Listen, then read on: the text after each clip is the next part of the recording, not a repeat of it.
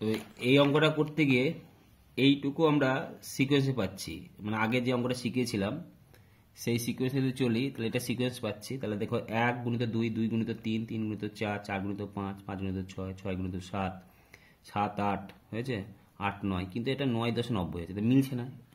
মিলছে কি? তাহলে এটা হওয়া ছিল 10 আর 10 হচ্ছে, মানে আলাদা হয়ে যাচ্ছে, সিকোয়েন্সটা মিলছে না। যদি 90 হতো তাহলে মিলে যেত। তাহলে এই ক্ষেত্রে এইটুকু একটা পার্ট, এইটুকু পার্টের নিয়ম কি শেখানো হয়েছে? 1 2 3 4 5 6 7 8, 8/8 প্লাস 8/9, আর তার সঙ্গে যেটা পড়েছিল সেটা লিখে দাও 1/100। তাহলে এটা 1/100 হবে। কত লসক হলো? 900।